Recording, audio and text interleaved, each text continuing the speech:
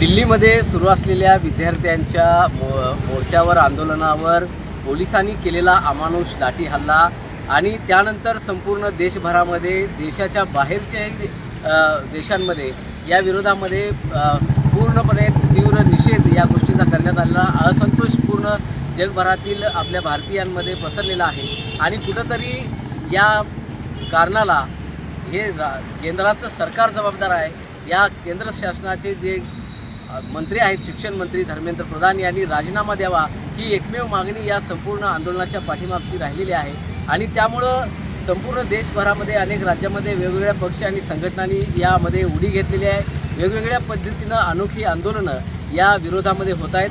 सांगलीमध्ये असे एक अनोखं आंदोलन राष्ट्रीय विकास सेनेचे संस्थापक अध्यक्ष सुधाकर गायकवाड यांनी केलेलं आहे। त्यांचं जे आपण त्यांच्याकडे पाहिलं असता त्यांच्या डोक्याच्या केसापासून ते पायाच्या नखापर्यंत त्यांनी काळा रंग अंगाला फासलेला आहे आणि हे अनोखं आंदोलन नेमकं कशासाठी आहे हे आपण त्यांच्याकडून जाणून घेणार आहोत। नमस्कार, काय नक्की या अनोख्या आंदोलनापाठीमागची भूमिका आहे?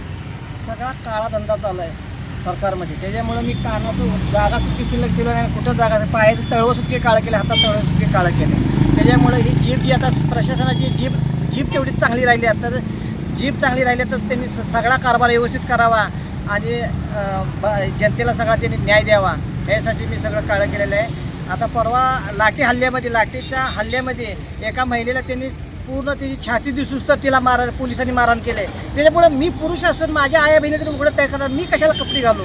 त्याच्यामुळे मी अंगाला काळा लावून फिरावलो आहे। तर एखाद्या महिलेवर जर पोलिसाचा हल्ला करतोय, जिथं महिला सुरक्षित आहे आणि ते पोलीस जर हल्ला करतोय तर त्या पोलिसावर नुसतं निलंबीची कारवाई करून उपयोग नाही, तर त्याला जेल झाली पाहिजे। या आंदोलनामध्ये दिल्लीमध्ये आंदोलनामध्ये पोलीस म्हणून इतर लोकही सहभागी झालेली होती। पोलिसांची काठी, पोलिसांचे हेल्मेट घेऊन आणि पायात मात्र स्लीपर होतं। अशा तऱ्हेनं या आंदोलनामध्ये सगळं चिघळण्याचं काम चालू आहे का आंदोलन? नाही, आता जे तुम्ही जे मध्ये पोलीस आहेत किंवा काय आहेत की प्रशासनानं तिने ठरवलं म्हणून तर मग ती जीप फक्त शिल्लक आहे। यांनी आता उशिरानं कारवाई केली, ते पेपर फुटलीत म्हणून, त्याच वेळी जर कारवाई केली तर काय झालं असतं? आता काय इशारा तुमचा काय राहणार आहे? इशारा मी आहे असं मोदीच्या निवासस्थानी मी जाणार आणि त्यांना विचारणार अजून कुठं कलर शिल्लक आहे का घालायचं, तिकडे घाला कलर। लोकांच्या महिलांच्या चुकीच्या ठिकाणी काट्या दिवसताय तुम्ही, चुकीच्या ठिकाणी पोलीस हात लावतात, तर आमच्यात कुठं कलर भरायचे तर भरा, मी तुमच्या निवासस्थानी यायला आलोय ना, पण महिलेवर अन्याय करू नका ना। नक्कीच या निमित्तानं दिल्लीमध्ये जे आंदोलन सुरू होतं त्या आंदोलनामध्ये अनेक विद्यार्थ्यांवर अमानुष लाठी हल्ला झाला पोलिसांकडून।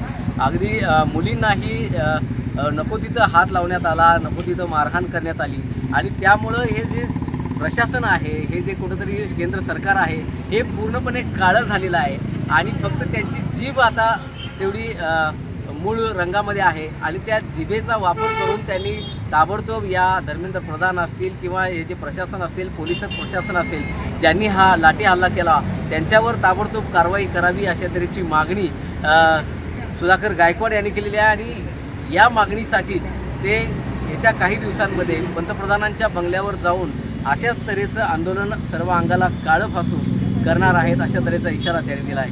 मोहन राजमाने, नवराष्ट्र न्यूज, सांगली।